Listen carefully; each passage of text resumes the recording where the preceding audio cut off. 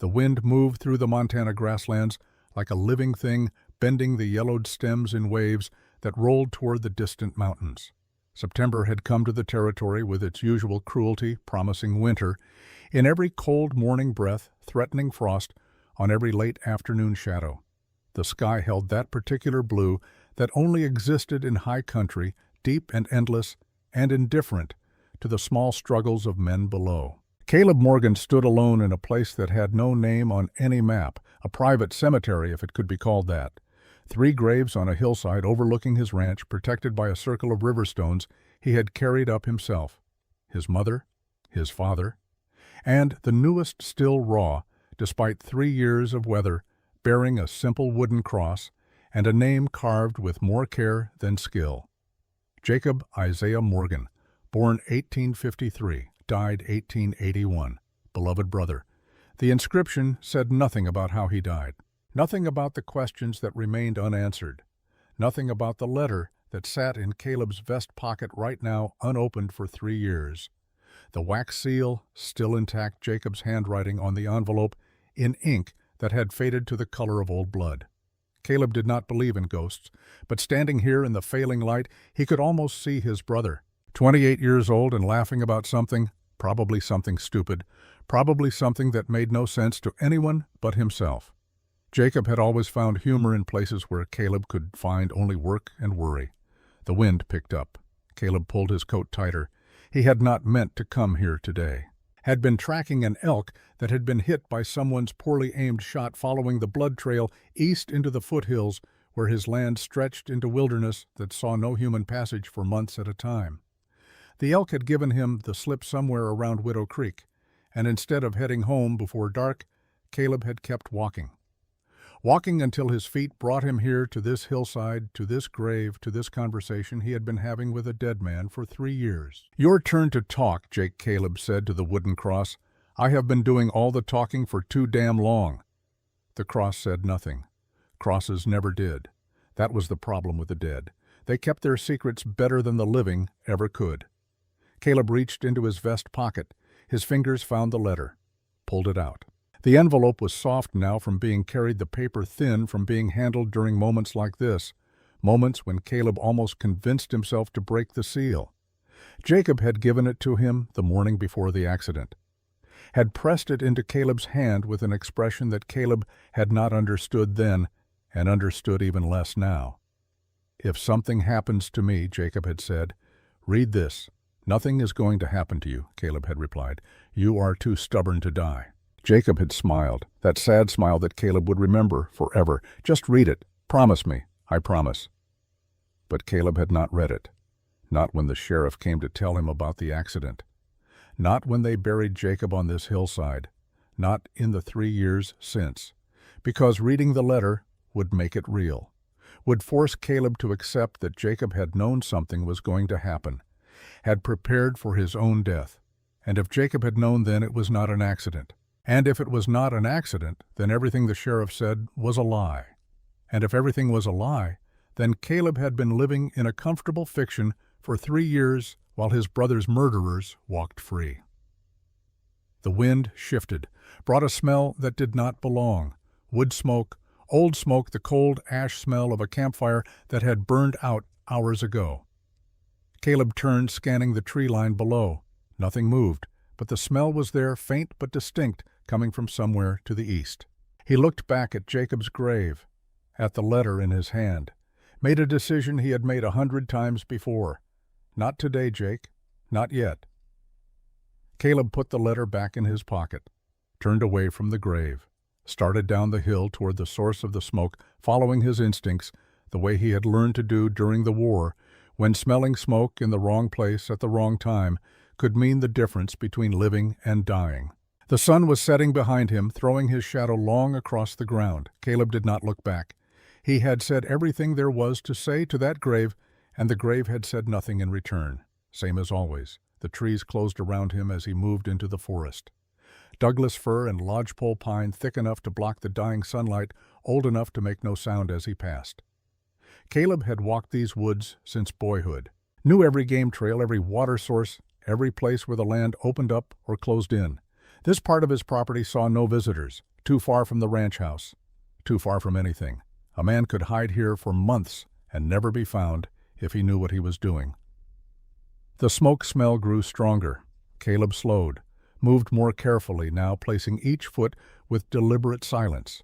His hand went to the rifle he carried, not drawing it, but ready. In Montana territory, you did not approach another man's camp without announcing yourself. But something in Caleb's gut said this was not a prospector or a hunter. This was something else. He saw the signs before he saw the camp itself. A piece of cloth caught on a branch, faded blue cotton torn into a strip. Boot prints in the soft earth.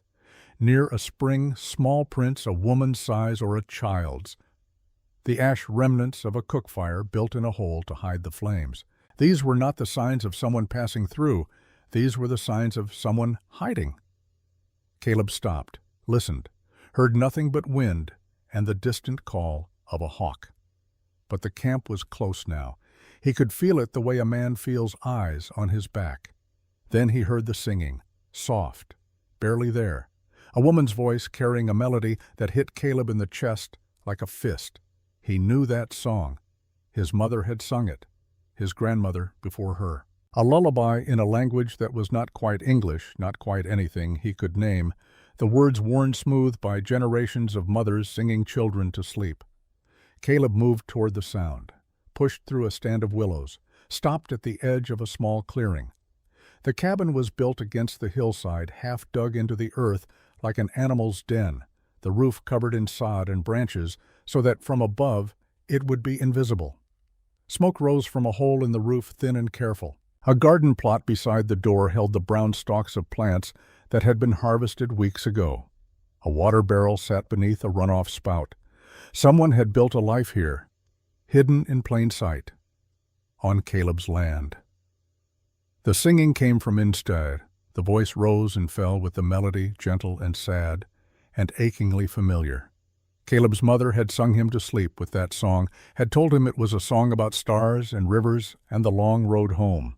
He stepped into the clearing. His boot broke a twig. The sound was small, but in the silence it might as well have been a gunshot. The singing stopped. The cabin door opened. A woman stepped out. She was holding a Winchester rifle, and it was pointed directly at Caleb's chest. For a long moment, neither of them moved.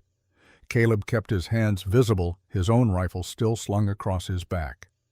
The woman stood in the doorway with the kind of stillness that comes from practice. Her face was half in shadow, but Caleb could see enough. 30-something, dark hair pulled back severe, eyes that measured him the way a prospector measures ore, looking for value or threat or both. "Turn around," the woman said. Her voice was steady. No fear in it, which told Caleb more than fear would have. She had been expecting this moment, had prepared for it. "And forget you saw this," she continued, "for your own good." Caleb did not turn around. He studied her instead. The way she held the rifle. Professional. Not a rancher's wife defending her property. Someone who had been trained. The set of her shoulders, tense but controlled. The placement of her feet. Ready to move fast if needed. "I know that song you were singing," Caleb said. The rifle did not waver. "Lots of people know that song. My brother used to sing it. Before he died." Something flickered in the woman's eyes, barely perceptible, but Caleb saw it. A flinch. Recognition. Or maybe just the reflexive sympathy people show when death is mentioned. "I am sorry for your loss," the woman said. "Now leave." "How long have you been on my land?" The question seemed to surprise her. The rifle dipped half an inch, then came back up. "Long enough to know you are alone," she said. "Long enough to know you will not shoot a woman. And long enough to know I do not report squatters to the law." The woman's jaw tightened. "What do you want to know why you are so scared? And it is not me you are scared of." Silence. The wind moved through the clearing, stirring the dead garden plants. From inside the cabin came a small sound, and a child's cough quickly muffled. "You have a little one in there," Caleb said. "That is none of your concern. Everything on my land is my concern. But I am not interested in making trouble for a woman and child who built a home in a place nobody looks. I am interested in knowing who you are running from, because you are running. That much is clear." The woman stared at him. Caleb could see her mind working behind those eyes, calculating odds, weighing options, trying to decide if he was a threat or something else. "I am nobody," she said finally. "Just a woman who needs to be left alone." Caleb nodded slowly. "All right, you are nobody. I can accept that. But if somebody comes looking for nobody, I would like to know who that somebody is, so I know whether to point them in the wrong direction or not." The rifle lowered, just a fraction. The woman was still ready to use it, but the immediate threat had passed. "Why would you do that?" she asked. "Why would you help someone you do not know?" Caleb thought about Jacob's grave, about the unopened letter, about 3 years of questions with no answers. "Because I know what it is like to have questions nobody will answer," he said, "and I know what it is like to be alone. And I reckon anybody who hides this well has a damn good reason." The woman studied him for another long moment, then she lowered the rifle completely, not setting it aside, just lowering it to a less threatening position. "My name is Ruth," she said. "Ruth Calloway. Caleb Morgan." "I know who you are," Ruth said. "I know you own this land. I know your brother died 3 years ago in a riding accident. I know you live alone and talk to nobody. I know your chimney smoke goes up at 5 in the morning and dies down by 9 at night.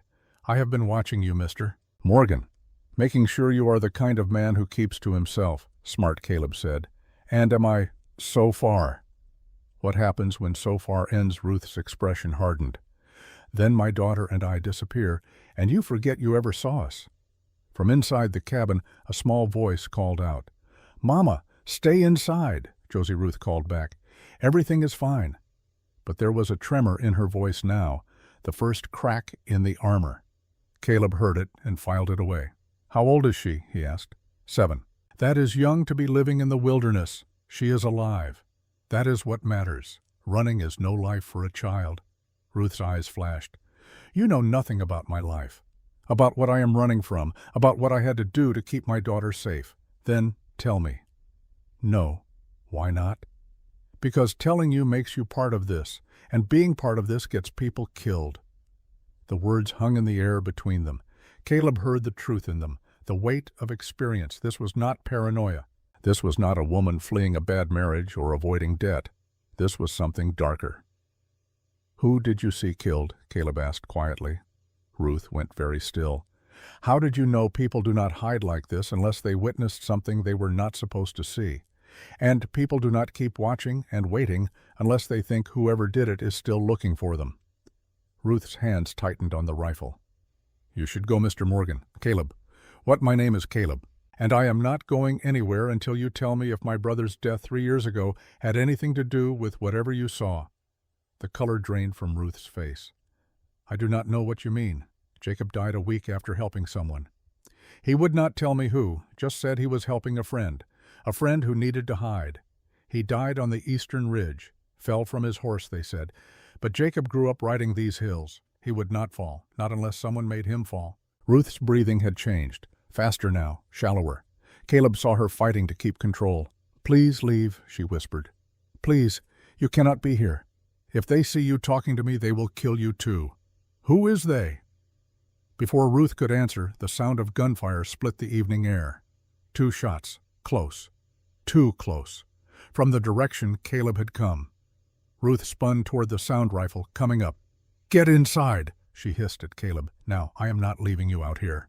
2 figures crashed through the brush at the far end of the clearing. Men, moving fast. One of them saw Ruth and shouted, "There she is!" Ruth fired. The shot went high, intentional warning. The men scattered for cover. Inside, Ruth said again to Caleb, "Or run, but if you stay out here, you are dead." Caleb unslung his rifle. "I do not run. You are a fool. I have been called worse." The men opened fire. Bullets tore through the clearing, splintering wood, kicking up dirt. Ruth dropped behind the water barrel, returning fire with practiced precision.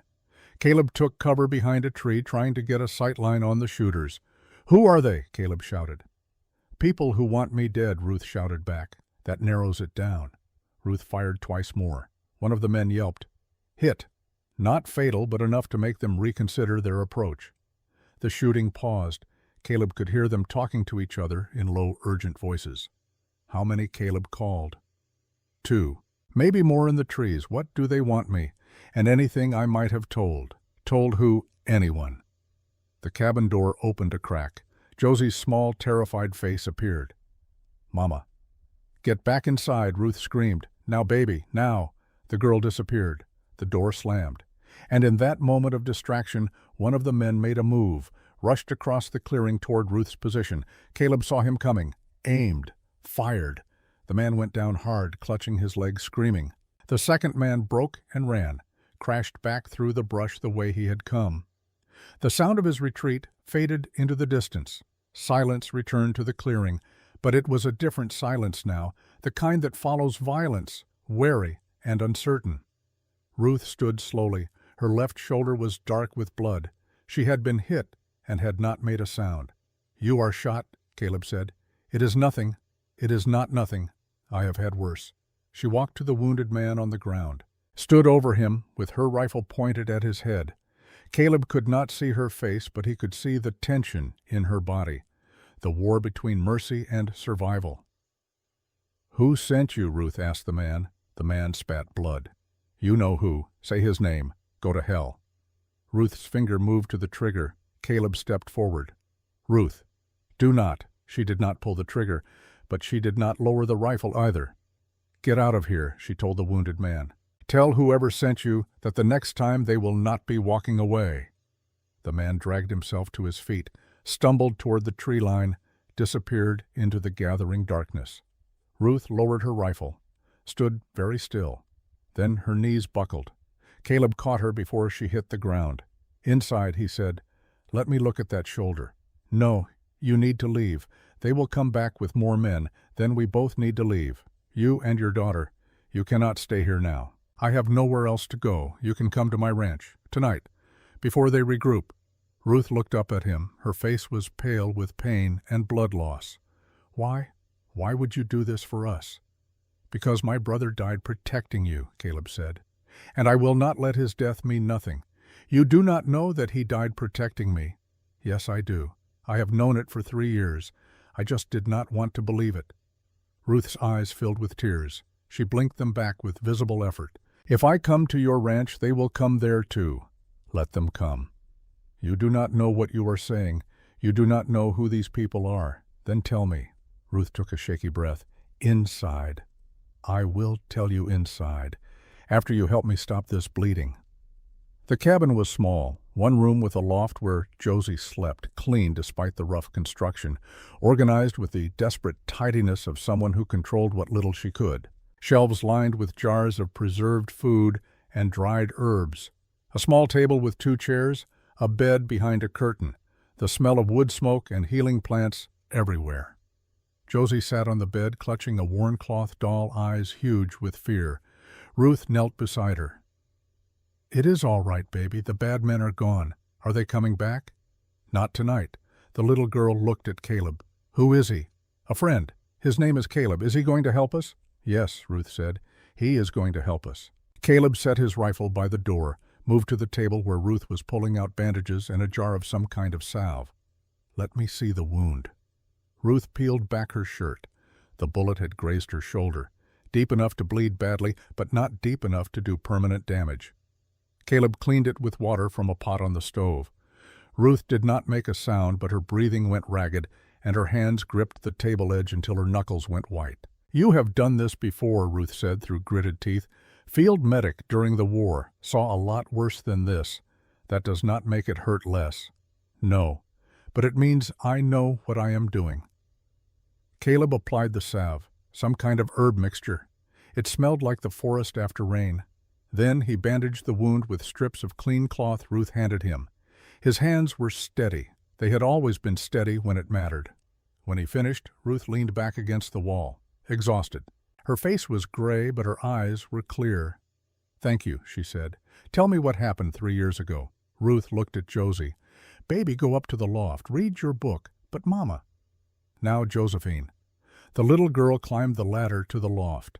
Caleb heard her moving around up there, settling in. The sounds of a child trying to be brave when everything was terrifying.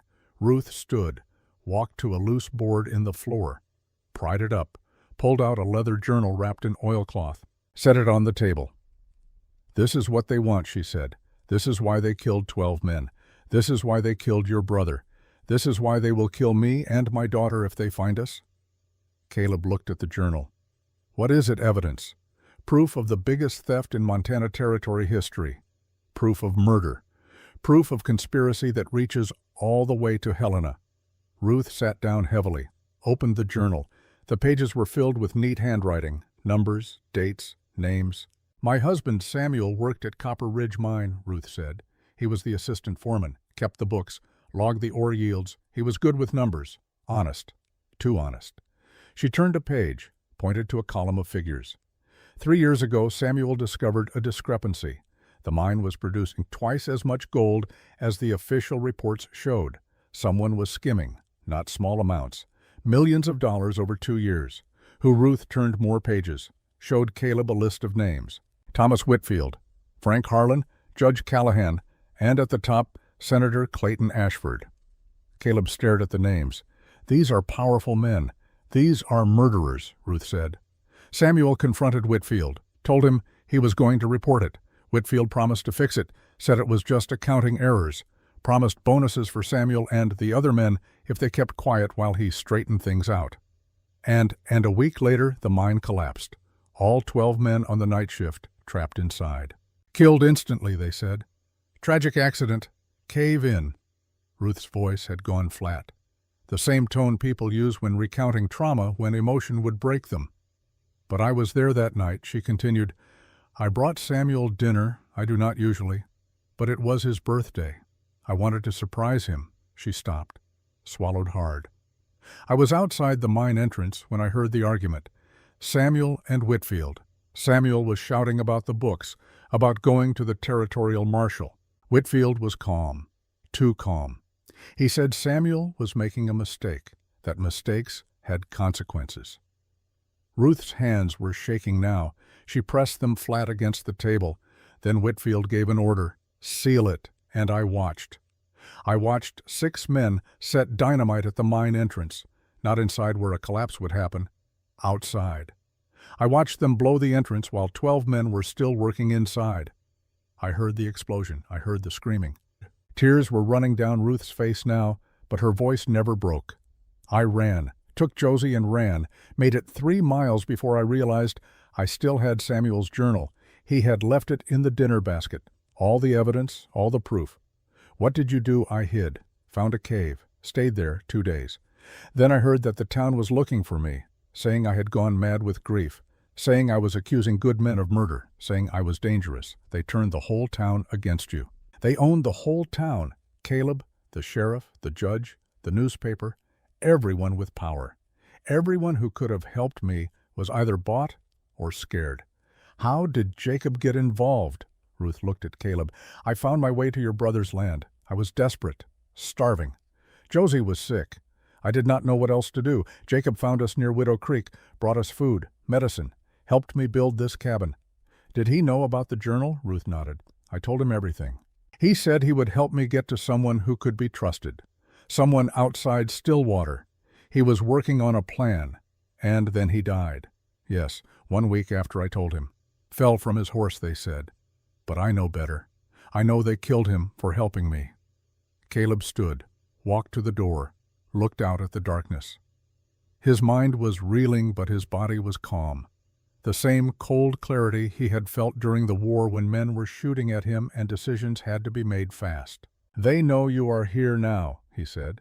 "Yes, they will come back. Yes, then we leave tonight. Pack what you need. You and Josie come to my ranch.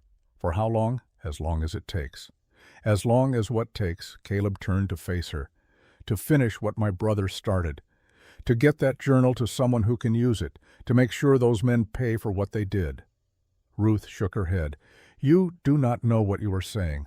These people have killed 13 men already. They will not hesitate to kill one more rancher who gets in their way. I am not just one more rancher. I am the brother of a murdered man, and I am done pretending his death was an accident." Caleb crossed to the table, looked down at the journal, at Samuel's careful handwriting, at the names of men who thought they were untouchable. "My brother left me a letter," Caleb said. 3 years ago. I have never opened it. I have been too afraid of what it might say. But I think I know now. I think he knew they would kill him, and I think he wanted me to finish what he could not." Ruth reached out, put her hand on Caleb's arm. "I cannot ask you to do this. You are not asking. I am choosing. They will kill you, maybe, but they already killed my brother, and they are trying to kill you, and I am tired of good people dying while evil men walk free." Silence filled the cabin. The fire in the stove crackled. Above them, Josie had gone quiet, probably listening, probably hearing every word.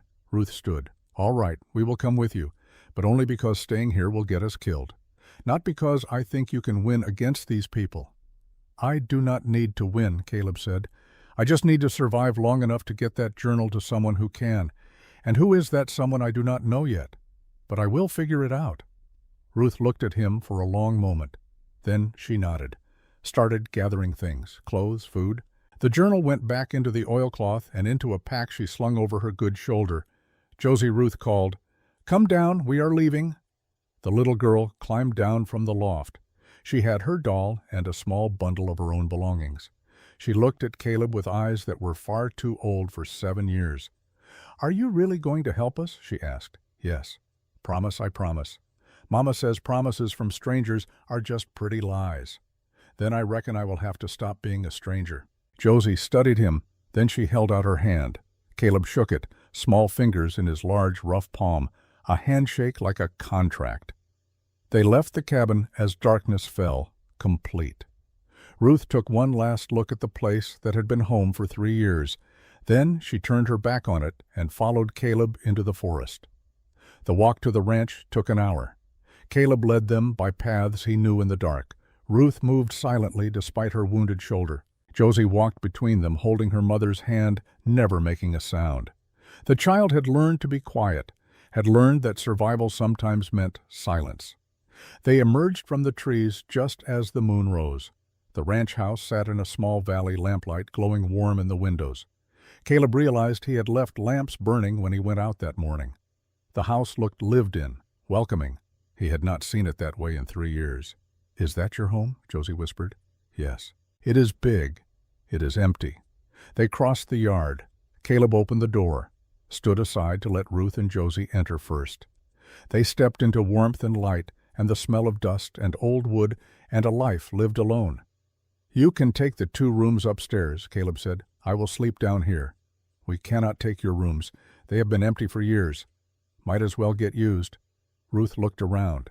At the kitchen, the table set for one, the single chair by the fireplace. The overwhelming loneliness of a house built for a family and occupied by a ghost. "Thank you," she said quietly.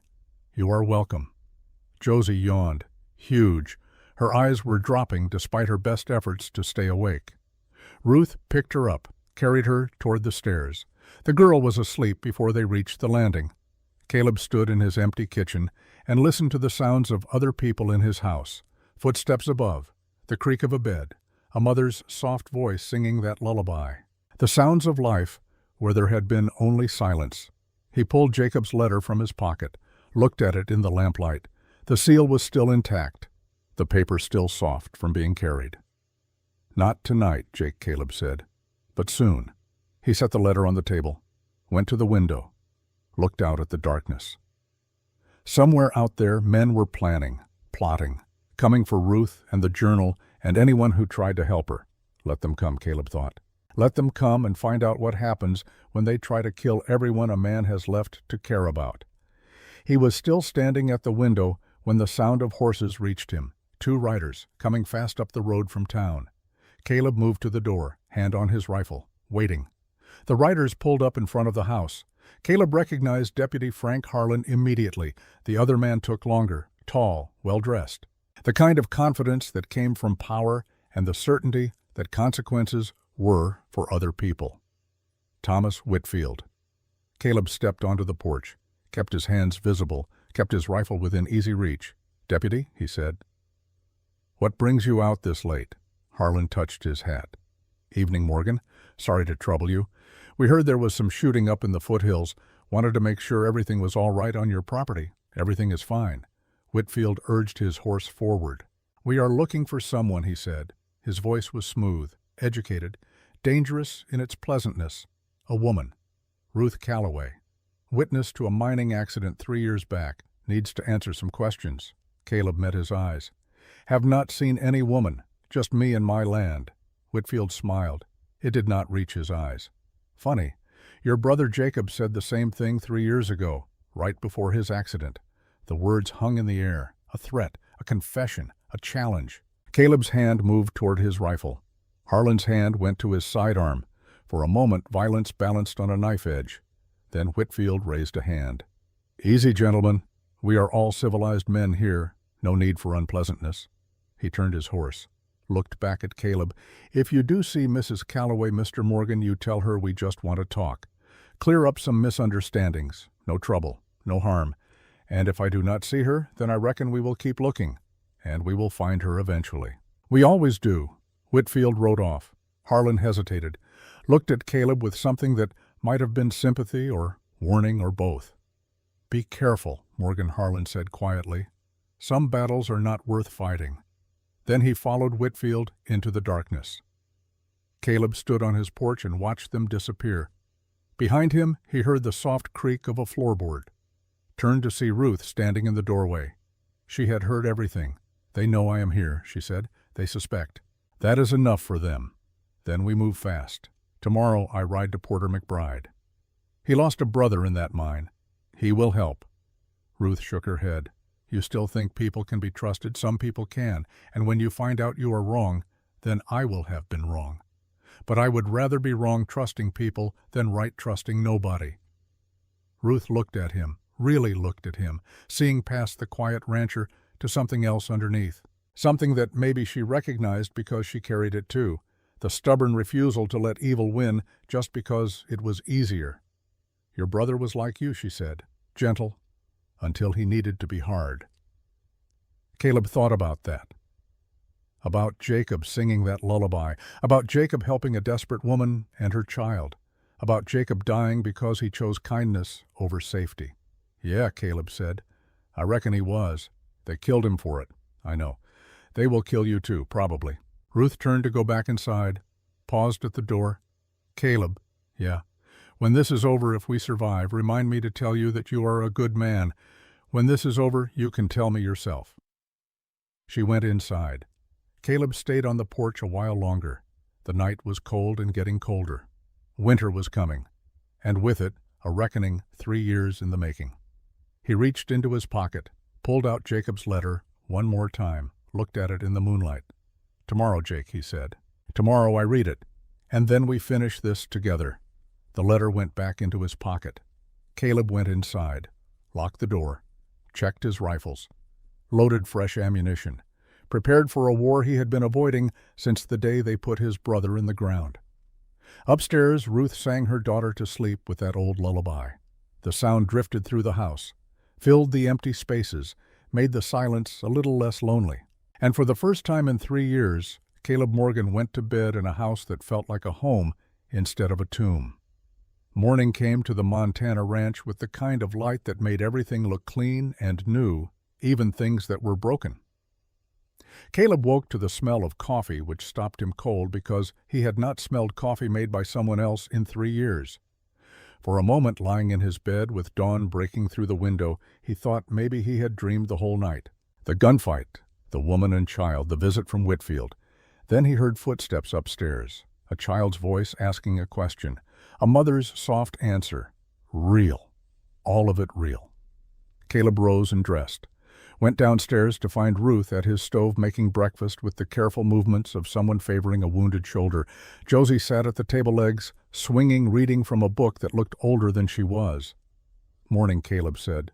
Ruth turned. There was a moment of awkwardness, the kind that comes when strangers wake up in the same house and have to navigate the strange intimacy of morning routines. I made coffee, Ruth said. Hope you do not mind. Mind, I have been drinking my own coffee for 3 years. This smells like heaven. It is just coffee. No, ma'am. Coffee made by someone else is never just coffee. Josie looked up from her book. Papa used to say that. He said Mama's coffee was the only reason he got out of bed in the morning. The words hung there. Papa. Past tense. A whole life compressed into memory. Your papa was a smart man, Caleb said. Mama says he was the best man she ever knew. He was, Ruth said quietly. She poured coffee into 3 cups, brought them to the table. They sat together, the 3 of them, in a silence that was comfortable, despite being new. Caleb drank his coffee. It was good, better than good. The kind of good that comes from practice and care and the small grace of someone who knows how to make ordinary things matter. "What is your plan?" Ruth asked. "Ride to town, talk to Porter McBride, see what he knows, see if he will help, and if he will not. Then I find someone who will." Ruth set down her cup. "You are walking into danger. I walked into danger the moment I found your cabin. You could still walk away, take us to the next county, leave us there, go back to your life." Caleb looked at Josie, watching him with those measuring, careful eyes, the way children measure adults when trust is a luxury they cannot afford. "No, ma'am," Caleb said. "I could not." "Why not?"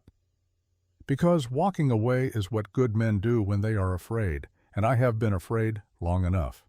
He stood, put on his coat, checked his rifle.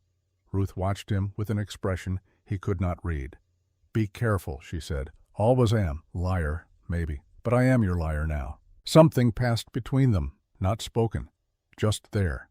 The beginning of something that neither of them was ready to name. Caleb rode out as the sun cleared the eastern mountains. The road to Stillwater was 8 miles of rutted dirt that wound through grassland and scattered stands of timber. He knew every bend, every creek crossing, every place where the road opened up to views that could break your heart with their beauty. This was his land, his home, and he was about to put it all at risk for a woman he had known less than 12 hours.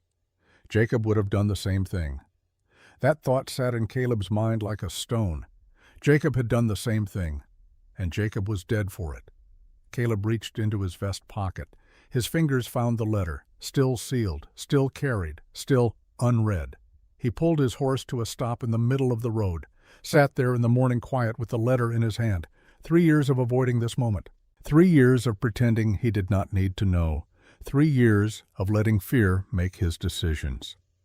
Caleb broke the seal. The wax crumbled under his thumb. The paper unfolded with the soft crackle of old parchment. Jacob's handwriting covered both sides of the page, cramped and hurried, written by someone who knew time was short.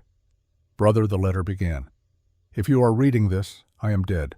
I am sorry for leaving you alone, sorry for the questions I know this will raise, sorry for the burden I am about to place on you, but there is no one else I trust, no one else who will do what needs doing." Caleb's hands shook. He steadied them, kept reading. 6 days ago I found a woman and child hiding near Widow Creek. Ruth Calloway and her daughter Josie. Ruth witnessed a massacre at Copper Ridge Mine. 12 men murdered, including her husband, made to look like a mining accident. She has evidence. A journal kept by her husband that proves theft and conspiracy reaching to the highest levels of territorial government. I have been helping her, building a cabin where she can hide, bringing supplies, trying to find someone in Helena who can be trusted with the evidence. But I am running out of time. The men behind the massacre know someone helped Ruth escape. They are watching, waiting. And I think they know it was me. If something happens to me, protect them. Get the journal to someone who can use it. Do not trust the law in Stillwater. Do not trust the judge. Do not trust anyone who has lived here longer than 5 years. The corruption runs deep. I know you will want to avenge me. I know you. I know how you think. But this is bigger than revenge. This is about justice, about making sure those 12 men did not die for nothing. About making sure Ruth and Josie can live without fear. Be careful, be smart, and know that I love you. You are the best brother a man could ask for. Finish what I started. Make it mean something. Jacob. Caleb read the letter twice, then a third time, each word settling into him like a nail being driven. Jacob had known he was going to die, had prepared for it, had trusted Caleb to finish what he could not. The guilt that Caleb had carried for 3 years shifted, changed shape, became something else, not guilt, purpose. He folded the letter carefully, put it back in his pocket, urged his horse forward, rode toward Stillwater with a clarity he had not felt since before the war. Jacob had died protecting the innocent, died doing what was right. And if Caleb died doing the same, then at least he would die for something that mattered. The town came into view around mid-morning. Stillwater was not much to look at. One main street lined with false front buildings that pretended to be more than they were. General store, saloon, livery stable, territorial office. Church at the far end like an afterthought. Maybe 300 people on a good day. The kind of town where everyone knew everyone else's business and secrets were currency more valuable than gold. Caleb rode straight to the livery. Porter McBride was in the yard shoeing a horse, his broad back bent to the work. He looked up when Caleb dismounted. His face showed surprise, then caution. "Morgan, did not expect to see you in town. Need to talk to you, Porter. Private." Porter glanced around, set down his tools. "About what?" "About your brother. About how he really died." Porter's expression went carefully blank. "My brother died in a mining accident 3 years ago. Whole town knows that. Whole town knows what they were told. I am here to tell you the truth." They moved into the stable. Porter closed the doors. The smell of horses and hay and old leather surrounded them. Light came through cracks in the walls and dusty beams. "Talk," Porter said. Caleb told him everything. The cabin, Ruth, the journal, the massacre, Jacob's letter. When he finished, Porter sat down heavily on a hay bale, his face gray. "Jesus," he whispered. "Jesus Christ. Did you suspect I knew something was wrong? The mine collapse happened too clean, too complete. No survivors, no bodies recovered. The company sealed the entrance within 3 days, said it was too dangerous to dig them out. My brother and 11 other men left in there like they were nothing. Did you question it? I tried. Went to Deputy Harlan. He said there would be an investigation. There never was. Went to Judge Callahan. He said these things happen. Went to the territorial office. They said case closed." Porter looked up at Caleb with eyes that held 3 years of buried rage. "I knew. In my gut, I knew. But I had no proof, no witnesses, nothing but a feeling that would not go away." And then Ruth Calloway disappeared, and the town said she had gone mad with grief. Said she was making accusations she could not prove. I wanted to believe her. God, I wanted to. But everyone said she was crazy. Everyone said leave it alone. She was not crazy. She was right. "And they killed your brother for helping her?" "Yes." Porter stood, paced the length of the stable. His hands opened and closed like he was fighting an invisible enemy. "What do you need?" he asked. "Names. Anyone else in town who might have suspected. Anyone who lost someone in that mine and never believed the official story. There are a few, families mostly. Keep to themselves now, afraid to speak up. Can you reach them quietly? I can try. What are you planning?" "I do not know yet, but I need people I can trust. People who want the truth more than they fear the consequences." Porter nodded slowly. "Give me 2 days. I will talk to people, see who is willing to stand. 2 days might be too long. Whitfield knows Ruth is at my ranch. He will move soon. Then we move sooner. Tonight. I know a place we can meet. Old church on the edge of town. Abandoned for years. Nobody goes there. What time? Midnight. I will bring whoever I can." Caleb extended his hand. Porter took it. The handshake of men making a pact that might get them killed.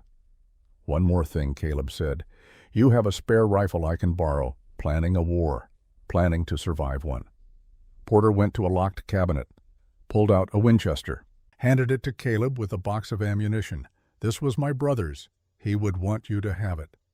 Caleb took the rifle, felt the weight of it, the responsibility. "I will bring it back. Just make sure you bring yourself back too." Caleb left the stable through the back door. Did not want to be seen in town longer than necessary. He was halfway to his horse when a woman's voice stopped him. "Mr. Morgan?" He turned. A woman stood in the shadow of the building, 50-something, well-dressed. The kind of woman who carried authority like other women carried parasols. Virginia Prescott, the mayor's wife, the woman Ruth had described as the most dangerous person in Stillwater. "Mrs. Prescott?" She moved closer. Her face was drawn, tired, like someone who had not slept well in a very long time. "I need to speak with you, alone."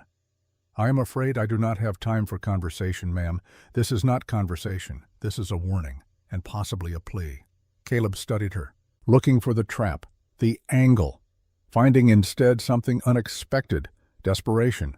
"All right, talk." Virginia glanced around, made sure they were alone. When she spoke, her voice was low, urgent. I know Ruth Calloway is at your ranch. I know she has the journal. I know what you are planning." Caleb's hand moved toward his rifle. Virginia raised her hands. "I am not here to threaten you. I am here to beg you. Beg me for what? To give them the journal, please, before more people die." "Why would I do that?" "Because they have my son." The words came out broken. A mother's pain too large for her body to contain. Caleb froze. "Your son is dead, has been dead for 12 years. That is what they made everyone believe. But he is alive. They have been holding him all this time, moving him from place to place, keeping him alive as leverage, as insurance, as my chain." Virginia's voice cracked. She steadied it with visible effort. "My son Michael was a mine engineer. He worked at Copper Ridge. He discovered the theft before Samuel Calloway did. Tried to report it. Whitfield and Ashford took him. Told me he would die if I did not do exactly what they said. So I did. For 12 years I have done everything they asked. Turned the town against Ruth. Filed petitions. Spread lies. Destroyed lives. All to keep my son alive. Why are you telling me this? Because they want the journal, and they will trade my son for it. One life for evidence that might not even be enough to convict them. That is the deal. And you want me to take it. I want you to understand what you are risking. They will kill everyone you care about, everyone who helps you. Your ranch will burn. Ruth will die. Her daughter will die. You will die. All for justice that might never come." Virginia's eyes were wet, but no tears fell. "Is it worth it?" she asked. "Is justice worth all those lives?" Caleb thought about Jacob, about the 12 miners, about Ruth walking 3 miles in the dark with bleeding feet and a terrified child, about all the people who had already died for the truth. "Yes," he said, "it is worth it. Because if we let evil win because we are afraid, then we have already lost everything that matters. Even if an innocent boy dies, he is not a boy anymore. He is a man, and he has been living in hell for 12 years. You think he wants to be the reason more people suffer. You think he wants his mother destroying innocent lives to save his. You do not understand. I understand that hard choices are hard for a reason. And I understand that sometimes the only way to stop evil is to stand against it even when the cost is too high." Virginia looked at him, really looked at him, seeing something she had not expected. "You are like your brother," she said. "He said the same thing. You knew Jacob? He came to me, weeks before he died, asked me to help Ruth. I refused. I was afraid. And a week later he was dead. I have carried that guilt every day since." She reached into her coat, pulled out a folded paper, handed it to Caleb. "This is where they are keeping Michael, or where they were keeping him 6 months ago. I do not know if he is still there. I do not know if he is even still alive. But if you can save him, if you can end this, then maybe I can stop being the monster I have become. Why give this to me? Because I am tired of being afraid, tired of hurting people to protect one person, tired of living in a prison built from my own cowardice." Virginia turned to leave, stopped. "They are planning something. Whitfield and Ashford. I heard them talking. They are sending someone. Not just hired guns. Someone professional. Someone who does not fail. When soon. Maybe tonight. Maybe tomorrow. But soon." She walked away, disappeared into the morning foot traffic, left Caleb standing there with a map to a kidnapped man and the knowledge that time was running out faster than he thought. He rode back to the ranch at a gallop, found Ruth in the kitchen teaching Josie arithmetic with beans and a slate. They both looked up when he burst through the door. "What happened?" Ruth asked. "Everything," Caleb said. "And it is worse than we thought." He told them about Porter, about the midnight meeting, about Virginia. When he mentioned Michael Prescott, Ruth went pale. She has a son alive. Virginia said they have been holding him 12 years. My God, she must have been in hell. She was. And she has been making everyone else suffer to stay there. Josie had stopped pretending to do arithmetic, was listening with the intensity of a child who knows adult conversations sometimes determine whether you live or die. "Mama," she said quietly, "what does this mean?" "It means things are about to get dangerous, baby. More dangerous than the cabin." Ruth pulled her daughter close. "Yes, much more dangerous." Caleb went to the window, looked out at his land, his ranch, the place Jacob had built with their father, the place that had been home for 36 years. "We need to prepare," he said. "They are sending someone, a professional." Virginia said, "He does not fail." "Then we do not give him a chance to try." Ruth stood. Her shoulder was still bandaged, but she moved with purpose. "What do you need me to do? Can you shoot? I killed a man last night." "I can shoot." Caleb pulled out Jacob's rifle, the one Porter had given him, handed it to Ruth. "This was my brother's. He would want you to have it." Ruth took the rifle, held it with the familiarity of someone who had held guns before, who had learned survival the hard way. "Thank you. We should fortify the house, board the windows, set up positions. Make it hard for anyone to get in." They spent the afternoon preparing for war. Caleb moved furniture, created barricades, set rifles at strategic windows. Ruth helped where she could, her wounded shoulder limiting but not stopping her. Josie watched from the corner, her doll clutched tight, understanding in her own way that the world was about to become violent again. As the sun started to set, Caleb made a decision. "I need to go to that meeting tonight. Talk to Porter and whoever he brings. We need allies. You cannot leave us here alone. You will not be alone. You have rifles. You have the high ground. You know how to defend a position." Ruth shook her head. "If they come while you are gone, and it is just me and Josie, we are dead. Then we hope they do not come. But I need those allies, Ruth. We cannot fight this alone." They stared at each other. Two people trying to make impossible choices with no good options. "Go," Ruth said finally. Ruth said, "But if you are not back by dawn, I take Josie and run. Fair enough? And Caleb?" "Yeah, come back, please. I will do my best." "That is not a promise." "No, ma'am, it is not, because promises can be broken, and I would rather give you truth than comfort." Ruth almost smiled. "Your brother said something similar once. Did he now?" He said truth without hope was cruelty. But hope without truth was lying. And he would rather be cruel than a liar. Sounds like Jake. Josie came over, tugged on Caleb's sleeve. "Yes, little one, will you really come back?" Caleb knelt down to her level, looked her in the eyes. "I am going to try very hard. But if I do not, I need you to promise me something. What you take care of your mama, you be brave. You remember that none of this is your fault. And you remember that there are good people in the world, people worth trusting, even when everything seems dark." Josie nodded solemnly. "I promise. Good girl." He stood. Ruth walked him to the door. They stood there in the threshold, neither quite sure what to say. "Be careful," Ruth said. "You too, Caleb." "Yeah, thank you, for everything. For not turning us away, for believing me, for finishing what your brother started. You can thank me when this is over. If we survive. When we survive." He rode out into the gathering dark, left Ruth and Josie in his house with rifles and prayers, and the desperate hope that morning would find them all still alive. The abandoned church sat at the edge of Stillwater like a forgotten promise. White paint peeling, roof sagging, windows broken. A place where faith had lived once and died slowly from neglect. Caleb arrived just before midnight, tied his horse in the trees, approached on foot, rifle ready. Every instinct screaming that this could be a trap. Porter was waiting in Stitched, and he had brought others. 8 people total sitting in the ruined pews. Caleb recognized some of them. Families of the miners, townspeople who had kept their suspicions quiet for 3 years. Porter made introductions. Clara Henderson, whose husband died in the mine. Thomas Yates, whose son was killed. Margaret Boyle, who had lost a brother. Each one with their own grief, their own reason for risking everything. Porter told us what you know, Clara said. About Ruth, about the journal, about the murders. "I am sorry for your losses," Caleb said. "Sorry it has taken this long for the truth to come out." "What do you need from us?" Thomas asked. "Witnesses. When the time comes, we need people willing to testify, to stand up and say they believe Ruth, to challenge the official story.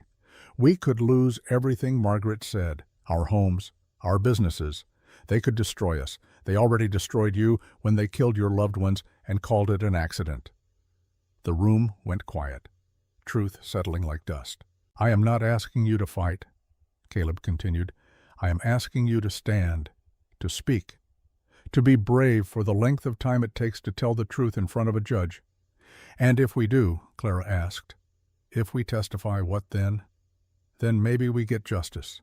Maybe we do not. But at least we tried. At least we stood for something." Porter stepped forward. "I am in, whatever you need." One by one the others nodded, made their commitment, signed their names to a list Porter had prepared. 8 people willing to risk everything for truth. The meeting was breaking up when the sound reached them, distant, unmistakable. Gunfire, from the east. Multiple shots coming from the direction of Caleb's ranch. "No," Caleb whispered. He ran, did not wait, did not explain. Just ran for his horse, and road like hell itself was chasing him. 8 miles of dark road covered at a gallop that would kill the horse if it did not kill him first. The ranch came into view as flames lit the night sky. The barn was burning, shots echoed across the valley. Caleb could see muzzle flashes from the house. Ruth was still fighting. He rode straight into the yard, dismounted while the horse was still moving, dove behind the water trough as bullets kicked up dirt around him. There were 5 men, no 6, spreading out, using the burning barn for cover, professional, coordinated. This was not hired thugs. This was what Virginia had warned about. Caleb fired, caught one man in the shoulder. The man went down. The others scattered, found new cover, returned fire with a discipline that spoke of military training. The house door opened. Ruth appeared. Rifle up, shot twice. Both shots found marks. 2 more men down. How many? Caleb shouted. 6, maybe 7. They came from the west, set the barn on fire to draw us out. Where is Josie? Inside, under the bed. She knows to stay quiet. Another volley of shots. Glass shattered. Wood splintered. The men were closing in, using fire and darkness and superior numbers to overwhelm. Caleb moved, rolled left, came up behind a wagon, fired again, forcing them back, buying seconds. Ruth matched his rhythm, shooting from different angles, making the attackers think there were more defenders than 2. But the men kept coming, professional, relentless. And Caleb realized with growing horror that they were not trying to kill him and Ruth, they were hurting them, driving them toward the house, trapping them inside so they could burn it the way they burned the barn. "We need to fall back," Caleb shouted. "We fall back and they trap us. We stay out here and they kill us." A new voice cut through the gunfire. Cold, accented, European. Enough. The shooting stopped. A man stepped into the firelight, tall, lean, dressed in black, unarmed except for a pistol at his hip. He moved with the casual confidence of someone who had killed so many times that death held no drama. The Prussian. That was what Virginia had called him. The professional who does not fail. "You are Caleb Morgan," the man said. It was not a question. Caleb stood slowly, rifle aimed at the Prussian's chest. "And you are irrelevant. I am here for the woman and the journal. Give them to me and you live. Refuse and everyone dies. The choice is simple. No choice is that simple." The Prussian smiled. It did not reach his eyes. "You are right. The choice is actually simpler than I stated. Give me what I want or watch the child die first. Then the woman. Then you," slowly. "I have methods. They are not pleasant." Caleb's blood went ice cold. "Touch that child and I will kill you." Bold words from a man surrounded by my associates. "Your associates are bleeding. Mine are coming." The Prussian glanced at his men. 3 down, 3 still standing. Not the numbers he had expected. "Impressive," the Prussian said, "but insufficient. You cannot win this. Maybe not. But I can make you earn it." The Prussian drew his pistol, faster than Caleb had ever seen anyone move. But Ruth was faster. She fired from the house. The bullet took the Prussian in the chest. He looked down at the wound, almost surprised. Then he looked at Ruth. "Well," he said, "that was unexpected." He fell, did not get up. The remaining 3 men looked at their fallen leader, looked at each other, broke and ran, disappeared into the darkness. The sound of their retreat faded into silence. Caleb stood in his burning barnyard with the smell of blood and smoke thick in the air. Ruth came out of the house, rifle still smoking. Her face was pale, but her hands were steady. "Is he dead?" she asked. Caleb checked. "Yes." "Good." Josie appeared in the doorway, tears streaming but silent.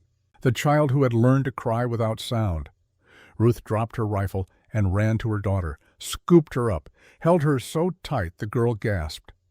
"I am sorry," Ruth whispered into red hair. "I am so sorry, baby. I am so sorry you had to see this. Is it over, Mama?" "No, not yet." Caleb surveyed the damage. Barn destroyed. House shot full of holes. 3 dead men in his yard. Evidence of a massacre that would bring questions he could not answer. "We cannot stay here," he said. "I know. We need to move. Tonight. Before they send more, where I do not know, but somewhere they will not expect. Somewhere we can make a stand." Ruth set Josie down, wiped her daughter's tears, looked at Caleb with an expression that held too many emotions to separate. "You saved us. We saved each other." The barn collapsed with a roar of timber and sparks. Orange light bathed the ranch yard. Caleb's home of 36 years burning like a funeral pyre. "Jacob's watch was in the barn," Caleb said quietly. "The one thing I had left of him. Gone. I am sorry. Do not be. Maybe it is time I stopped carrying the past, Caleb." "Yeah, why are you doing this? Really? Not the noble reasons. Not because of your brother." Why Caleb thought about that. About truth. About Ruth's request for honesty over comfort. "Because I have been dead for 3 years," he said, "walking through my life like a ghost. And you and Josie made me remember what it feels like to be alive. And I would rather die protecting that than live without it." Ruth held his gaze. Then she crossed the space between them, stood on tiptoes, kissed his cheek. "Thank you," she whispered. "For what?" "For being the kind of man my daughter can trust. The kind my husband would have wanted me to find." She stepped back, turned to Josie. "Pack your things, baby. We are leaving. Where are we going? Somewhere safe, I hope." They spent an hour salvaging what they could. Food, ammunition, clothes, the journal, everything else left to burn. As dawn broke over the mountains, they rode out. 3 people and 2 horses, leaving behind a ranch that would never be home again, riding toward a confrontation that would end with justice or death or something in between. Caleb took one last look at his burning barn, at Jacob's grave on the hillside, at the life he had built and lost and was losing again. "Finish this, Jake," he said to the smoke and ash. "Help me finish this." Then he turned his horse toward the rising sun and rode toward whatever came next. Behind them the barn collapsed completely. The house stood damaged but not destroyed. A monument to survival, a testament to the price of standing against evil. And in the ruins, Porter McBride found them 2 hours later. Brought news that would change everything. "Senator Ashford is coming to Stillwater," Porter said. 3 days from now. Public appearance. Speech in the town square. He does not know you have the journal, does not know Virginia gave you Michael's location. He thinks everything is under control." Caleb looked at Ruth. Ruth looked at Caleb, the same thought occurring to both of them simultaneously. "We do not run," Ruth said. "We end this." "How?" "By giving him exactly what he wants. A public confrontation. The journal. The truth. All of it. In front of witnesses he cannot silence. That is insane, probably. But so is everything else we have done." Caleb thought about Porter's list. 8 witnesses willing to testify. Thought about Virginia's confession. Thought about the journal. Thought about 3 years of silence and hiding and letting evil win because fighting seemed impossible. "All right," he said. 3 days. We prepare. We gather everyone we can trust. And we make our stand." In Stillwater, Porter asked, "In the town that turned against Ruth. In the town where 12 men were murdered," Caleb said. "In the place where their families still live. Where the truth has been buried long enough. This could get us all killed. It could.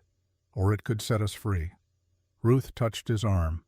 "Caleb, are you sure? No. But I am tired of being sure. Tired of playing it safe. Tired of letting fear make my decisions. Jacob was not sure when he helped you. He just knew it was right. And I know this is right. Even if we lose, especially if we lose. Because losing while fighting for justice is better than winning by staying silent." Porter nodded slowly. "I will spread the word. Quietly. Get as many people there as possible. People who want to know the truth. And I will get us a place to hide until then," Caleb said. "Somewhere they will not think to look. Where the mine, Copper Ridge, the place where it all started. Nobody goes there anymore. Too many ghosts, too many memories," Ruth said softly. "Yes, but maybe it is time we face them." They rode out together, Porter toward town, Caleb, Ruth, and Josie toward the abandoned mine that held 12 graves and enough secrets to topple a senator. 3 days until the reckoning. 3 days to prepare, 3 days to decide if truth was worth dying for. Caleb looked at Ruth riding beside him, at Josie in front of her mother, small and brave, and too young for this burden, at the journal in Ruth's saddlebag that held the power to destroy powerful men. "We are going to win," he said, "not because we are stronger or smarter or better armed, but because we have something they do not. What is that? Nothing left to lose, and everything to fight for." Ruth smiled, the first real smile Caleb had seen from her. Not happiness, something fiercer, hope armed with fury. "Then let us make them regret the day they decided we were too weak to matter." They disappeared into the hills as the sun climbed higher, 3 souls bound together by tragedy and choice, heading toward a confrontation that would end with justice, or fire, or both. And in Stillwater, Senator Clayton Ashford prepared his speech, unaware that the woman he thought broken, the child he thought helpless, and the rancher he thought isolated were about to become the 3 most dangerous people in Montana Territory. The mine waited, the truth waited. And in 3 days the whole territory would learn that some secrets refuse to stay buried, no matter how many people you kill to keep them hidden. The Copper Ridge mine sat against the mountain like a wound that had never healed. The entrance was still sealed, massive timbers crossed over the opening, warning signs nailed to every surface. Danger. Keep out. Unstable ground. 3 years of weather had faded the paint but not the message. This was a place where men had died, a place the living were meant to forget. Caleb, Ruth, and Josie made camp in the old supervisor's shack, 50 yards from the sealed entrance. The building was half-collapsed, roof open to the sky in places, but the walls still stood, and it provided cover from anyone searching the main roads. They could see approaching riders from 3 directions, could disappear into the mine tunnels if cornered. It was defensible, which made it the best option they had. Night fell over the mountains with the kind of darkness that only exists far from civilization. No moon yet, just stars so thick they looked like snow, scattered across black velvet. Josie slept wrapped in blankets by a carefully shielded fire. Ruth sat watch by the window rifle across her lap.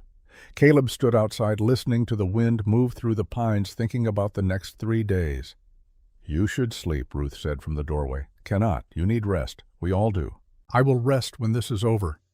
Ruth came out to stand beside him. She moved quietly, favoring her wounded shoulder, but functional. Healing. The bandage Caleb had applied 2 nights ago was still clean.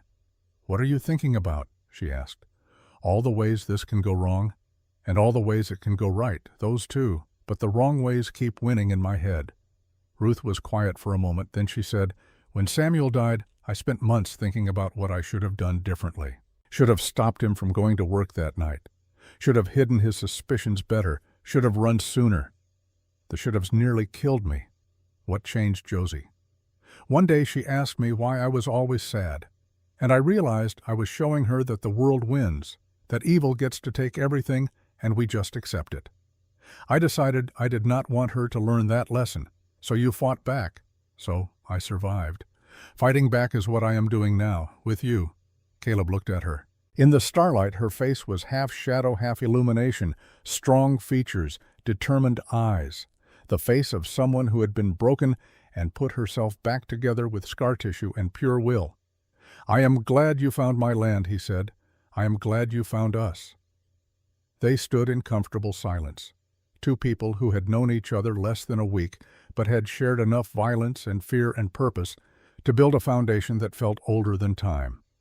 Caleb, Ruth said quietly, "After this is over, if we survive, what happens? What do you want to happen? I do not know. I have spent 3 years not planning past tomorrow. The idea of a future feels like a luxury I have not earned. You have earned it. You and Josie both." "Have I? I have killed 2 men in the last 3 days. My hands have blood on them now. That does not wash off. You killed men who were trying to kill your daughter. That is not murder. That is love in its most desperate form." Ruth turned to face him fully. "Is that what you tell yourself when you think about the men you killed in the war?" Caleb thought about that, about the bodies, about the screaming, about the field hospital where he tried to save men and watched them die anyway. "No," he said. I tell myself that some violence is necessary. That does not make it good, does not make it clean, just necessary. And we live with the weight of it because the alternative is worse. What is the alternative? Letting evil win because we are too afraid to get our hands dirty. Ruth nodded slowly. Then I can live with dirty hands. So can I. She reached out, took his hand, held it for 3 heartbeats, then let go and went back inside to sit watch over her sleeping daughter. Caleb stayed outside a while longer, thinking about futures and pasts and the strange way life changes when you least expect it. A week ago he was a man counting days of silence. Tonight he was a man preparing for war. The transformation had been so fast it felt unreal. But the weight of Jacob's letter in his pocket was real. The journal in Ruth's pack was real. The 12 dead men in the sealed mine behind him were real. And the confrontation coming in 3 days would be the most real thing of all. Dawn came cold and clear. Caleb woke to find Ruth already up boiling coffee over a small fire, Josie reading her book in the morning light. The domestic normality of the scene contrasted sharply with their situation, a family having breakfast in the shadow of a mass grave while planning to confront a senator. Porter arrived mid-morning with news and supplies. He rode up alone, leading a pack horse loaded with food and ammunition. "Anyone follow you?" Caleb asked. "Number 1. I was careful. Took the logging roads. Doubled back twice. We are clear. What is the word in town? Ashford is definitely coming. Day after tomorrow. Making a big show of it. Speech in the square. Meeting with business owners. The whole performance. Does he know we are planning something? If he does, he is not showing it. Whitfield has been quiet.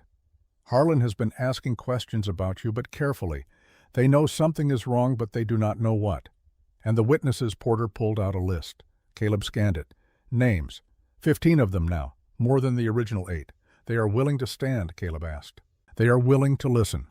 I told them there would be evidence presented. Told them the truth about the mine. Some believed me right away. Others needed convincing. But they will come to the square when Ashford speaks." What about Virginia? Porter's expression darkened. "She came to see me last night, late, alone. She looked like she had not slept in days. What did she want to give you this?" Porter handed over a sealed envelope. Caleb opened it. Inside was a map, detailed, marking a location in Nevada, an abandoned silver mine near Virginia City. Coordinates, landmarks, guard positions. "This is where they are holding Michael?" Ruth asked. "According to Virginia, yes. She got the information from Whitfield's private papers, copied it while he was drunk. Can we trust it?" Porter shrugged. "Can we trust anything Virginia Prescott gives us? She has been lying for 12 years. But her hands were shaking when she handed me that envelope. And she said something strange. What? She said, tell Morgan that some cages are invisible, and the only way to break free is to unlock them from the inside. What does that mean? I think it means she is done being afraid, done protecting herself at the cost of everyone else. She is choosing to stand." Ruth looked at the map. "If we go after Michael, we leave Stillwater, miss the confrontation with Ashford." "We do not all go," Caleb said. "I go. You stay. You are the witness, the one who saw the massacre. You are the one who needs to face Ashford. You cannot go alone. It is a 3-day ride to Nevada. You would miss everything." "Not if I ride hard. Not if I take the mountain passes. That is suicide territory in late September. The weather could turn. You could get trapped. Better trapped than letting an innocent man die because we were too focused on revenge. This is not revenge. This is justice. The two are closer than we like to admit."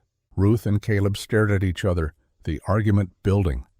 But before it could erupt, Josie spoke up from her corner. "Mama, let him go." Both adults turned to look at the child. "Baby, this does not concern you," Ruth said. "Yes, it does. You always say the right thing is the right thing, even when it is hard. Saving that man is the right thing. We do not even know if he is still alive. Then Mr. Caleb will find out. And if he is alive, Mr. Caleb will save him, because that is what good people do." "Out of the mouths of babes," Porter said quietly. Caleb knelt beside Josie, looked into those watchful, knowing eyes. "You are a wise little girl. I am 7, almost 8. That is not little. You are right. I apologize. You are a wise young woman. Josie smiled. It transformed her face, made her look her age for the first time since Caleb had met her. "Come back safe," she said. "Mama needs you. I will do my best. And if you cannot come back safe, come back anyway. We will fix you." "Deal." Caleb stood, looked at Ruth. She was blinking hard, fighting tears she would not let fall. "I leave within the hour," Caleb said to Porter. "You stay with Ruth and Josie. Keep them hidden. Keep them safe." Ruth stepped closer. "We need to move fast. They will come looking after tonight's attack." "I know." Caleb looked at the map Virginia had provided. "Nevada. 3 hard days' ride if I push through the mountain passes. You cannot go alone." "I have to. You need to stay here. You are the witness, the one who saw the massacre. Porter can hide you and Josie until I return. And if you do not return in time, then you stand without me. You tell the truth. You finish this." Ruth's jaw tightened. "When does Ashford arrive?" 6 days from now," Porter said.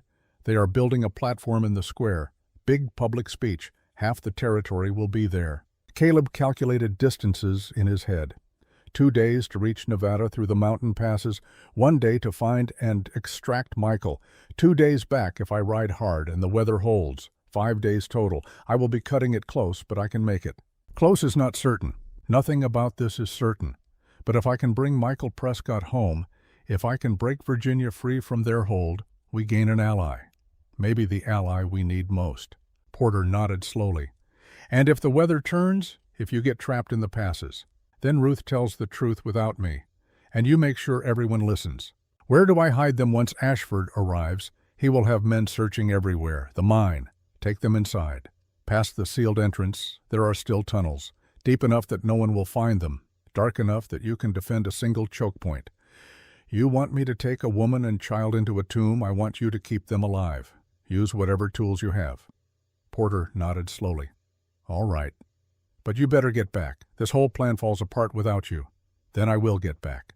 Caleb turned to Ruth, tried to find words for everything he needed to say, found none adequate. "Keep her safe," Ruth said. "Not Josie, not herself. The person Caleb was riding to save. I will. And Caleb, come back, please. Not for me, for her. She has already lost one father. She cannot lose another. I am not her father. You are the closest thing she has. Do not make her bury you too." Caleb wanted to promise, wanted to give Ruth the certainty she craved. But he had learned that false promises were crueler than hard truths. "I will come back if I can," he said.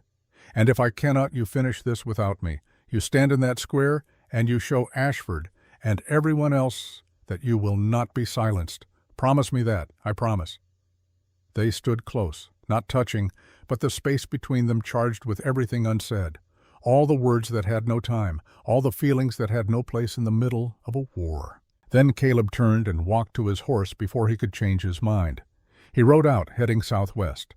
The mountain passes were treacherous this time of year, early snow possible, ice on the high trails, but they would cut 2 days off the journey if he survived them.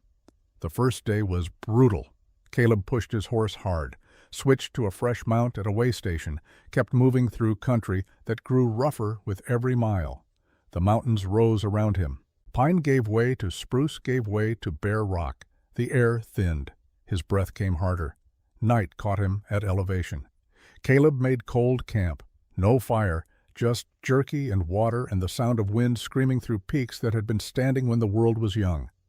He thought about Ruth, about Josie reading by firelight, about Jacob's grave on the hillside, about all the choices that had led him here, alone on a mountain, riding toward a rescue that might already be too late. Sleep came in fragments. Caleb woke every few hours, checked the stars, calculated distance and time. Dawn found him already riding, frost on the ground, ice forming on the edges of streams. The second day was worse.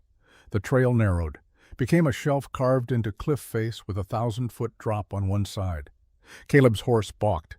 He dismounted, led the animal by hand, inch by inch, across rock that crumbled under their weight. One misstep would send them both into the void. He made it across, barely.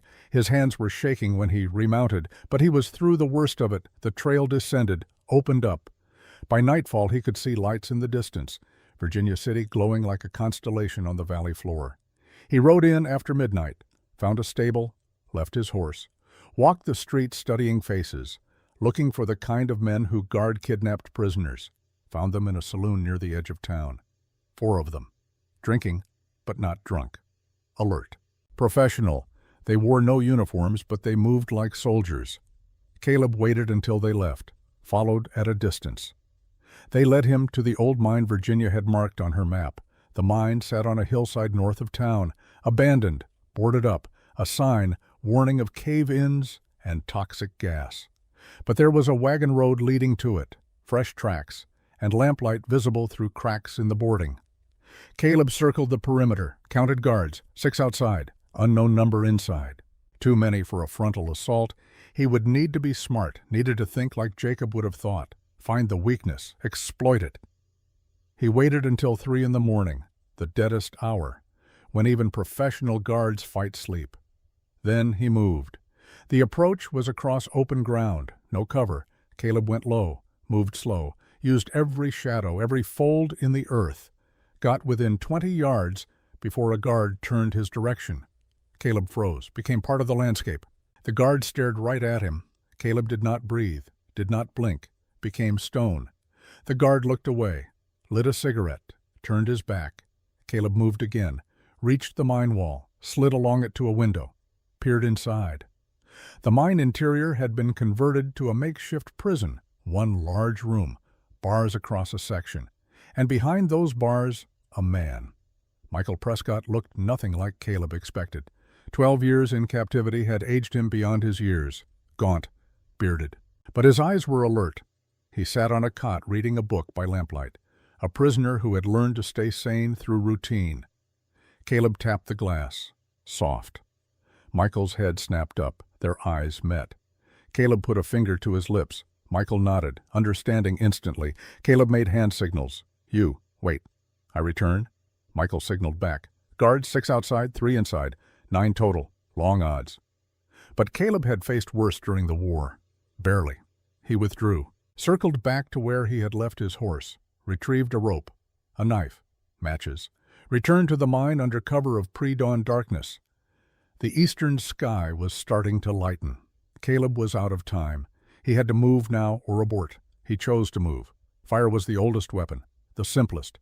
Caleb soaked a rag in lamp oil from his saddlebag, stuffed it under the guard shack, set it alight, withdrew. The flames caught fast, spread. Within minutes, the shack was blazing. Guards shouted, ran for water, forgot their posts. Caleb entered the mine through the window Michael had indicated, dropped into darkness, found the cell. The lock was industrial, strong. Caleb pulled out his knife, started working on the pins. Behind him, footsteps, a guard returning. Caleb abandoned the lock, turned. The guard saw him, reached for his weapon. Caleb moved first, crossed the distance in 3 strides, struck hard. The guard went down, did not get up. More footsteps. Multiple guards converging. Caleb grabbed the fallen guard's keys, tried them in the lock. 3rd key worked. The cell door swung open. Michael stood, moved like a man who had forgotten how to run.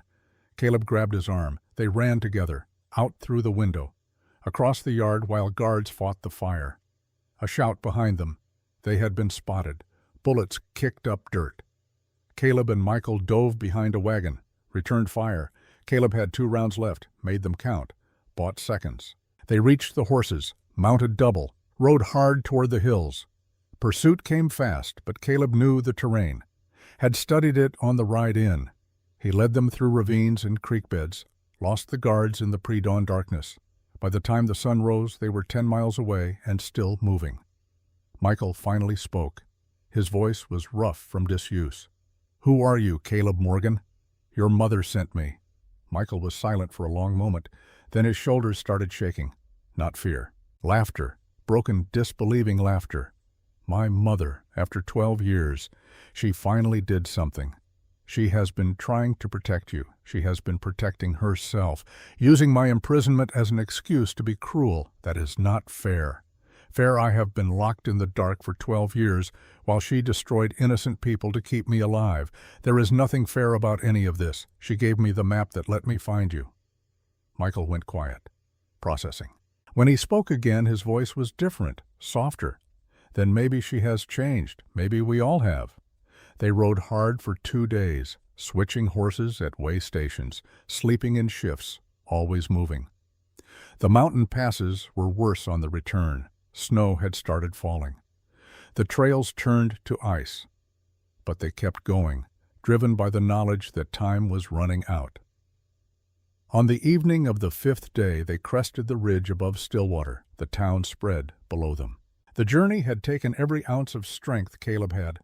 2 brutal days through mountain passes where one wrong step meant death. 1 desperate night breaking Michael out of his prison. 2 harder days riding back with a man who had forgotten how to be free. Lights burning, and in the square a platform had been erected. Tomorrow. Ashford's speech was tomorrow. Tomorrow, Michael said, staring at the platform being built in the square below. They are moving faster than you thought.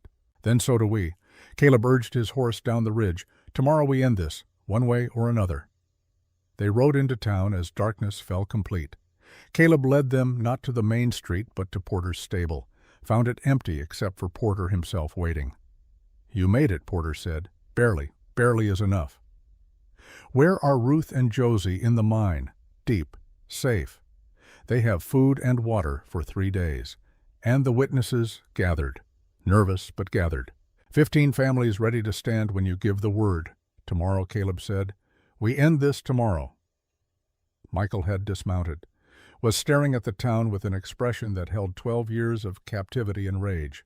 This is Stillwater, yes. This is where she has been all these years, living free while I rotted in darkness. She has not been free. She has been in her own prison. Then tomorrow we break her out. Caleb looked at Michael, really looked at him, saw something in those eyes that worried him, the damage that comes from too much time alone, too much pain, too much hate. Michael, your mother is not the enemy. Ashford is. Whitfield is. They are the ones who took your life.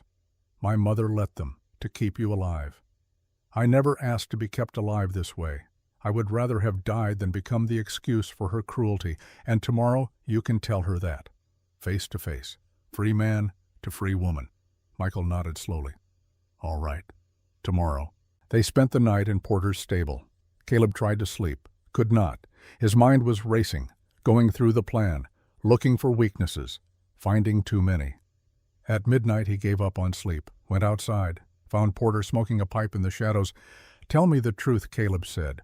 What are our chances of surviving? Maybe 50%, of winning 20% if we are lucky. Those are bad odds. They are the only odds we have. Caleb thought about that. About Ruth and Josie hiding in the mine, about Michael sleeping fitfully in the stable, about Jacob's grave and the 12 dead miners and all the lives destroyed by powerful men who thought they were untouchable. Then we make our own luck, Caleb said. How? By being too stubborn to lose. Porter laughed, quiet, tired. That might just be enough. Morning came bright and cold. Ashford's speech was scheduled for noon. The town square started filling by 10. Merchants closed their shops to attend. Families came in from outlying ranches. By 11, the square was packed with maybe 200 people. The largest gathering Stillwater had seen in years. Caleb watched from the roof of the general store, Ruth beside him, Michael on her other side. Josie stayed hidden in the mine with Porter standing guard, the safest place for her until this was over. Below them, the platform stood empty, waiting. Behind it, Caleb could see Whitfield and Harlan, Judge Callahan, the corrupt foundation of Stillwater's power structure, and walking toward the platform surrounded by guards, Senator Clayton Ashford himself. He looked exactly like power always looks, well-dressed, confident, untouchable. He climbed the platform steps, waved to the crowd. They cheered. Most of them did not know what he really was. Most of them still believed the comfortable lies. Ashford began his speech, standard political rhetoric, promises of prosperity, thank yous for support, words designed to make people feel part of something larger while changing nothing. Caleb waited. Let Ashford talk. Let him build false confidence. Let him think this was just another campaign stop. Then Caleb stood, stepped to the edge of the roof. His voice cut through Ashford's speech. Senator, I have a question. The crowd turned. Ashford stopped mid-sentence, shaded his eyes, looking for the source of the interruption. "Who is speaking?" Ashford called. "Caleb Morgan, owner of the Morgan Ranch, brother of Jacob Morgan, who died 3 years ago in a riding accident. I am sorry for your loss, Mr. Morgan. Perhaps we can discuss it after my speech. We discuss it now, in front of everyone, because my brother's death was not an accident. It was murder." The crowd went still.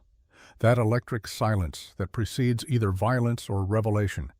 "That is a serious accusation," Ashford said, his voice still calm but edge creeping in. "Not as serious as what I am about to say next." Caleb pulled out the journal, held it high where everyone could see. This journal belonged to Samuel Calloway, mine foreman at Copper Ridge. It contains proof of theft, proof of fraud, proof that the mine collapse 3 years ago was not an accident but murder.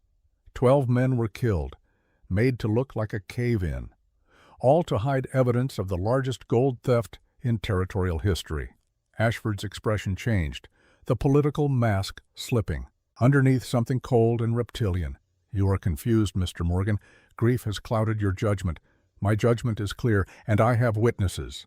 Porter stepped out of the crowd, then Clara Henderson, then Thomas Yates. One by one, the 15 witnesses Caleb had gathered, standing visible. Ruth stood, stepped to the edge of the roof beside Caleb. The crowd gasped. Ruth Calloway, the woman they had been told was mad, the woman who had disappeared 3 years ago, here, alive, standing. "I am the witness," Ruth said. Her voice carried across the square, strong, certain. "I saw them set the charges. I watched them seal the mine. I heard the explosion. I heard my husband die. And I have been hiding ever since because these men wanted me dead for knowing the truth." She pointed at Whitfield, at Harlan, at Callahan. "These men are murderers." And the man standing on that platform, Senator Clayton Ashford, ordered every single death. Ashford's guards moved toward the building. Caleb raised his rifle.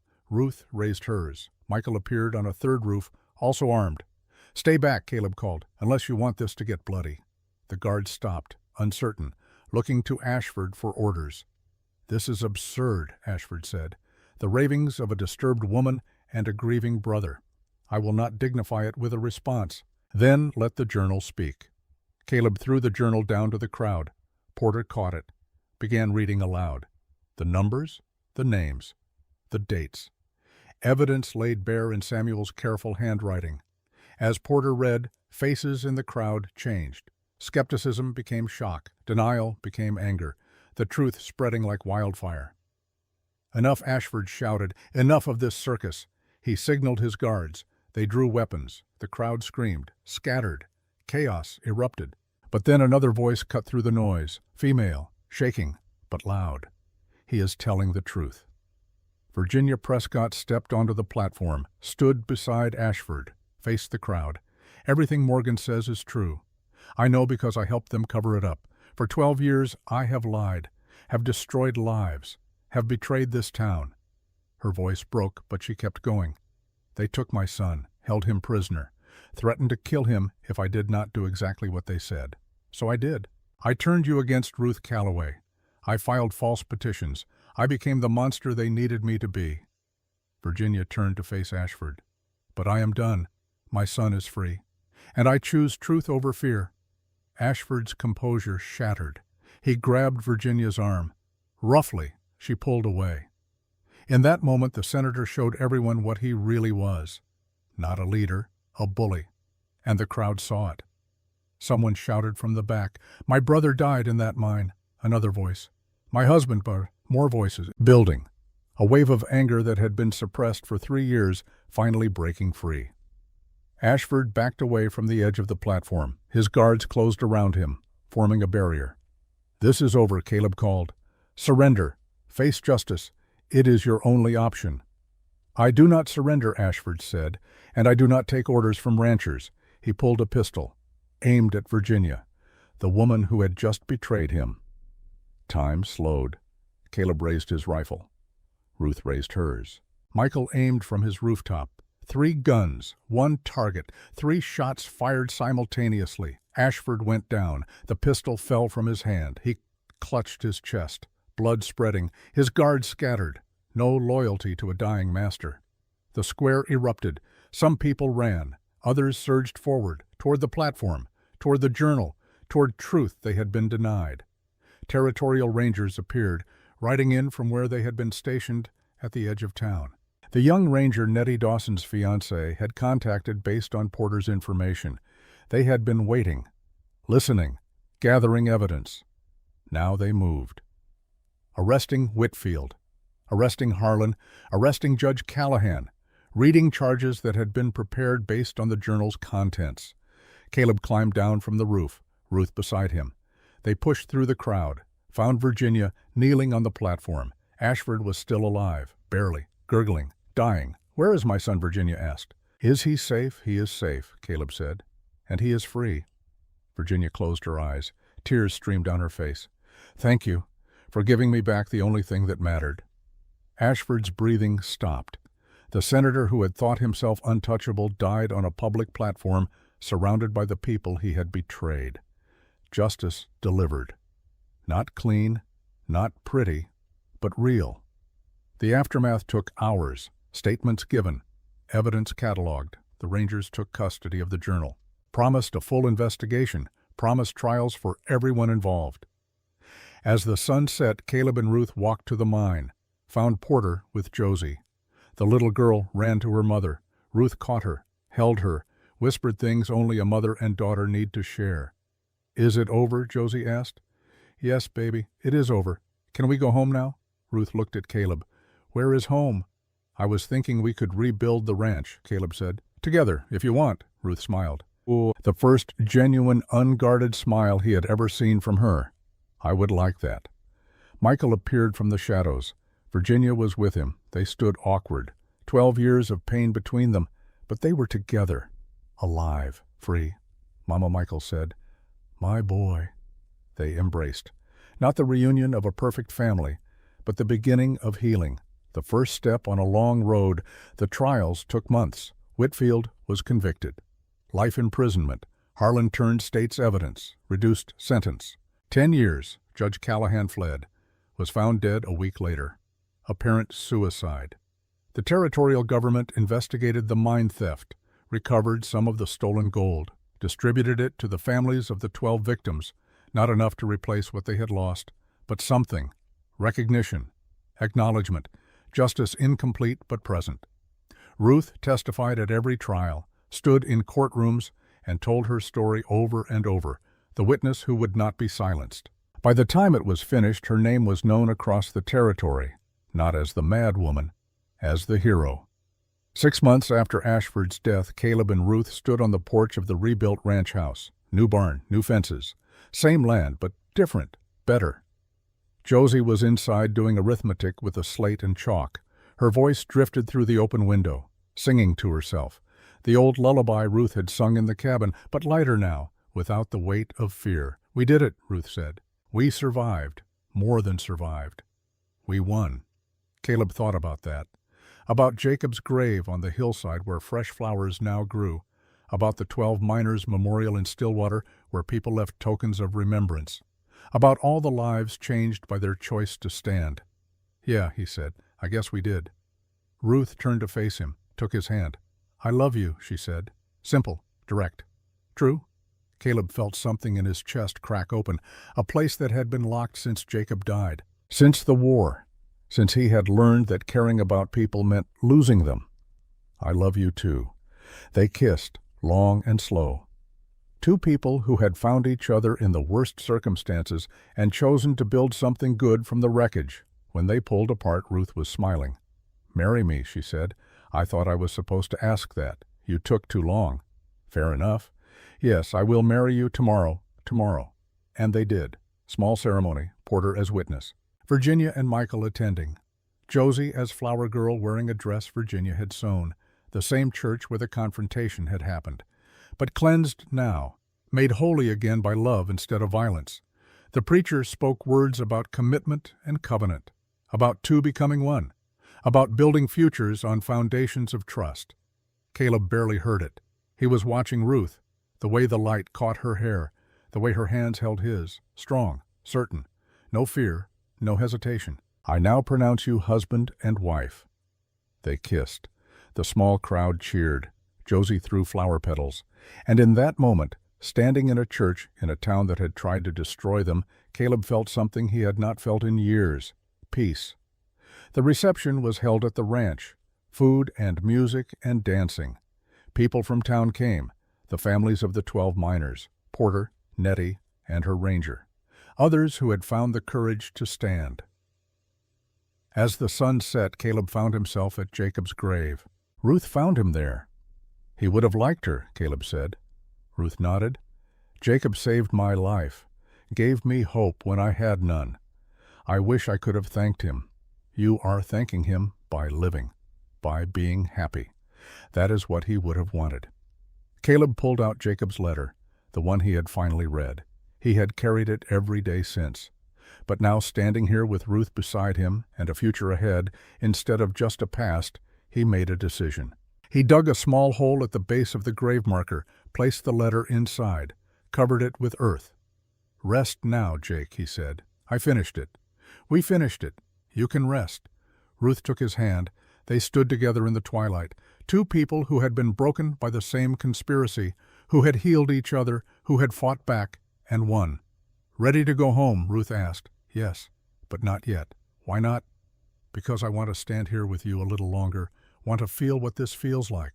"What does it feel like, Free?" They stood in the gathering dark. On a hillside in Montana Territory where the dead slept and the living learned to breathe again. Where justice had been served and love had been found, and the future stretched out bright and uncertain and full of promise. Below them, the ranch house glowed with lamplight. Josie visible in the window, reading her book, safe, happy, loved.